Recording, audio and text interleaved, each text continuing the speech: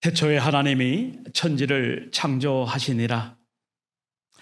그렇게 천지가 창조된 이래로 새 시대를 맞이한 해를 하나만 꼽으라면 저는 주저없이 한 해를 꼽을 수 있습니다.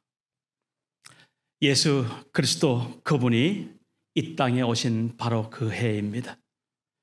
성육신의 영광과 은혜와 진리로 충만했던 그 해, 독생하신 하나님이 우리의 역사 속에 나타나신 바로 그 해를 저는 주저없이 꼽습니다.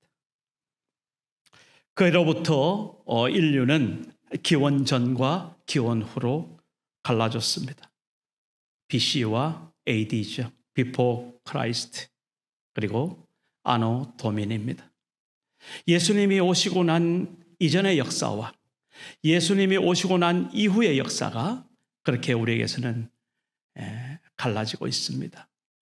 예수님이 오셔서 Anno Domini, 우리를 통치하시는 그 귀한 역사가 열린 그 해, 우리는 잊을 수 없습니다. 그래서 올해 2021년이라고 하면 예수님이 이 땅에 육신으로 오신 그 해로부터 2021년이 흘렀다, 이렇게 우리가 여기고 있습니다.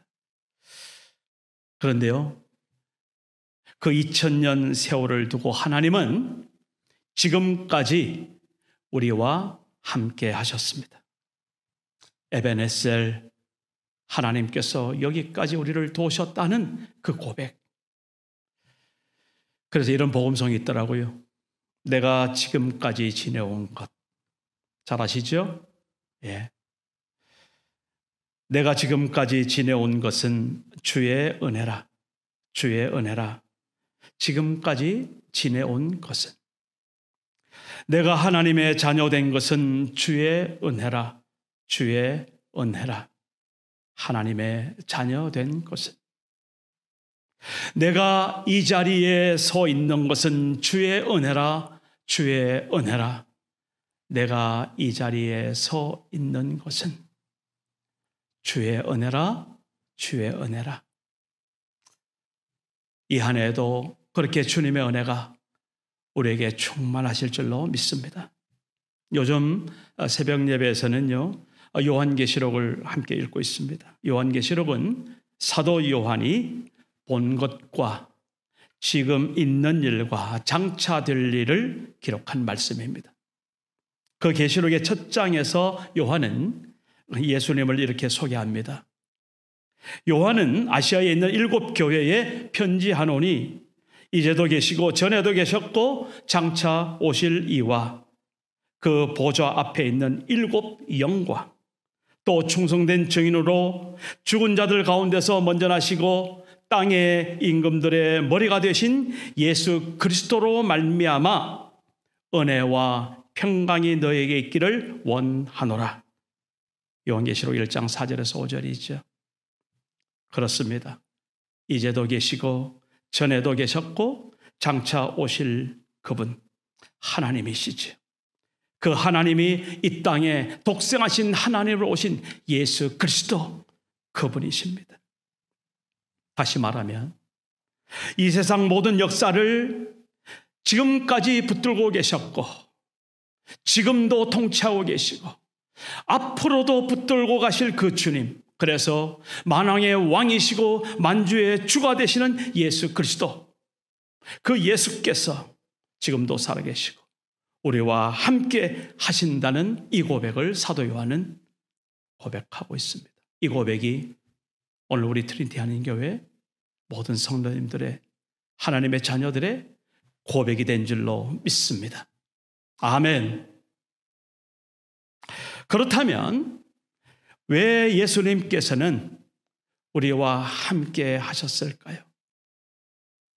네, 세상의 구원을 위함입니다. 하나님이 세상을 이처럼 사랑하사 독생자를 주셨으니 이는 저를 믿는 자마다 멸망치 않고 영생을 얻게 하려 하심이라. 하나님의 그 크신 사랑은 이 세상을 구원하시기 위해서 예수 그리스도 그분을 우리에게 허락하셨습니다. 우리가 아직 연약할 때에, 우리가 아직 죄인 되었을 때에, 우리가 하나님과 원수 되었을 때에, 로마서 5장이죠. 하나님께서는 예수 그리스도 그분을 우리의 구원을 위해서 주셨습니다. 이것은 하나님의 일이셨습니다. 우리가 아직 죄인되었을 때에 그리스도께서 우리를 위하여 죽으심으로 하나님께서 우리에 대한 자기의 사랑을 확정하셨느니라. 이 사랑은 하나님의 일이었습니다. 우리의 구원을 이루신 그 놀라운 이것을 사건으로 말한다면 예수님의 십자가와 부활 그것입니다. 그래서 예수님의 그 죽으심은 우리를 대속하신 죽음이요, 예수님의 살아나심은 사망의 권세에서 우리를 해방하신 그 놀라운 부활입니다. 예수께서 행하신, 우리를 구원하신 위대한 하나님의 일, 우리는 그 일 때문에 오늘 이 자리에 이렇게 예배하며 하나님 앞에 서 있습니다. 이런 관점으로 예수님의 공생의 사역을 주의 깊게 살펴볼 사건 하나 있습니다. 예수께서 나도 일한다라고 하신 그 말씀의 부분입니다. 예수님이 예루살렘에 있는 양문 곁 베데스다 연못가에서 38년 된 병자를 고치셨습니다. 그런데 그 안식일에 그 병자를 고쳤다는 이유 하나만으로 유대인들은 예수님을 박해했습니다. 바로 그런 유대인들에게 예수님이 하신 말씀입니다. 예수께서 그들에게 이르시되 내 아버지께서 이제까지 일하시니 나도 일한다. 아멘. 요한복음 5장 17절 말씀. 제가 다시 한번 읽겠습니다. 예수께서 그들에게 이르시되 내 아버지께서 이제까지 일하시니 나도 일한다. 아멘.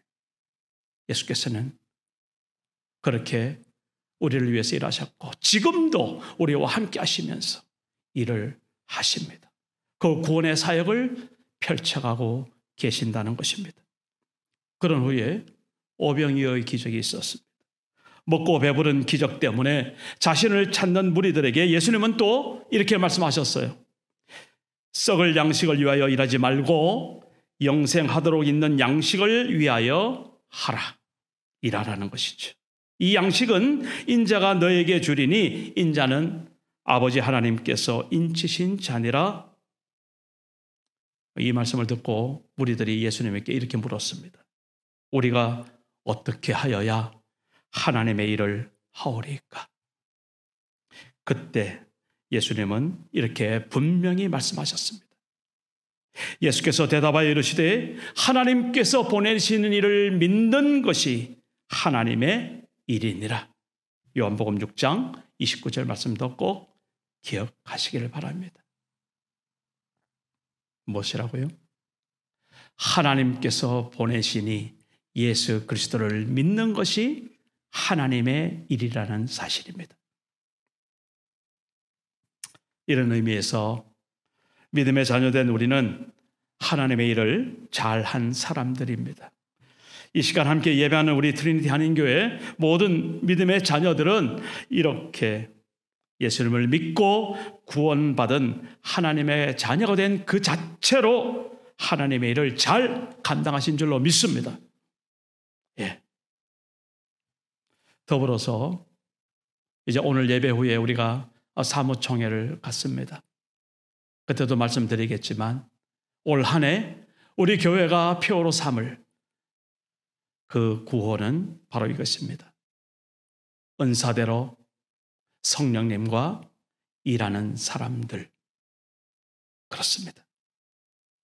이제 우리가 구원받고 하나님의 자녀가 되었으니 이제 예수 그리스도 그분과 함께 일할 것 무엇입니까? 성령께서 주신 은사대로 우리에게 허락하시는 대로 우리는 일할 것입니다. 그 첫 번째 일이 그렇습니다. 복음을 전하는 일이죠. 그래서 우리 교회 사명은 제일 첫 번째로 하나님의 나라의 복음을 전하는 교회입니다. 우리 교회가 존재하는 첫 번째 목적이기도 합니다.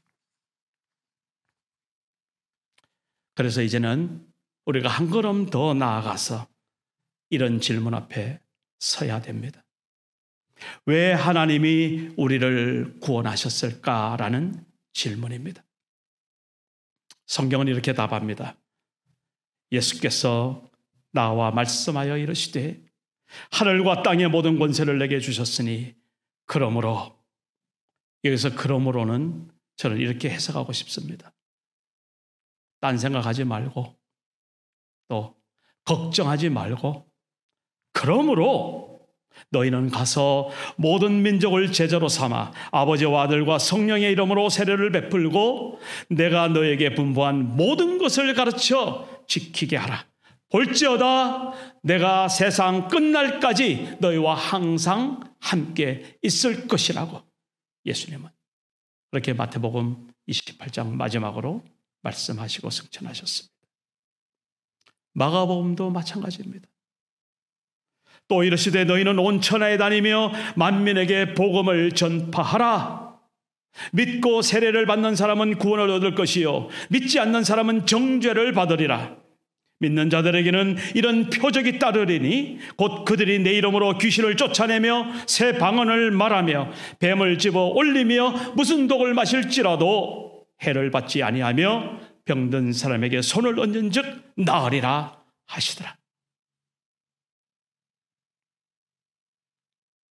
이것이 하나님이 우리를 구원하신 이유입니다. 누가복음과 사도행전 대답이 분명합니다. 또 이르시되 내가 너희와 함께 있을 때에 너희에게 말한 바 곧 모세의 율법과 선지자의 글과 시편의 나를 가리켜 기록된 모든 것이 이루어져야 하리라 한 말이 이것이라 하시고 이에 그들의 마음을 열어 성경을 깨닫게 하시고 또 이르시되 이같이 그리스도가 고난을 받고 제3일에 죽은 자 가운데서 살아날 것과 또 그의 이름으로 죄사함을 받게 하는 회개가 예루살렘에서 시작하여 모든 족속에게 전파될 것이 기록되었으니 너희는 이 모든 일의 증인이라. 볼지어다 내가 내 아버지께서 약속하신 것을 너에게 보내리니 너희는 위로부터 능력이 입혀질 때까지 이 성에 머물라 하시니라. 누가복음의 마지막 장면들입니다. 사도신경으로 바로 이어지죠. 누가는 누가복음뿐만 아니라 사도신경도 기록했죠. 사도행전 1장 8절 우리가 잘 아는 말씀이죠. 우리 함께 하십시다. 오직 성령이 너에게 임하시면 너희가 권능을 받고 예루살렘과 온 유대와 사마리아와 땅끝까지 이르러 내 증인이 되리라 하시니라. 왜 하나님께서 우리를 구원하셨습니까? 예수의 증인 되게 하려 하시니입니다. 우리는 그렇게 증인으로서 살아갈 이유가 있는 사람들입니다. 그러므로 우리는 가서 모든 족속으로 제자를 삼아야 합니다. 온 천하에 다니며 만민에게 복음을 전해야 합니다. 이것이 우리가 사는, 우리가 있어야 할 그런 첫 번째 존재의 이유인 것입니다. 오늘 우리 교회는 전교인 성경 읽기 그 진도에 따라서 요한복음 14장을 오늘 읽게 됩니다. 그리고 오늘 본문인 요한복음 15장 이제 내일 월요일이면 읽습니다. 특히 이번 한 주간 성경을 집중해서 읽어주시기를 특별히 부탁을 드립니다. 다음 주에는 오늘 말씀에 이어서 우리가 그렇게 예수의 증인이 되었는데 이제는 어떻게 그 증인다운 삶을 살아낼 것인가 하는데 집중하여 말씀을 나누고자 합니다.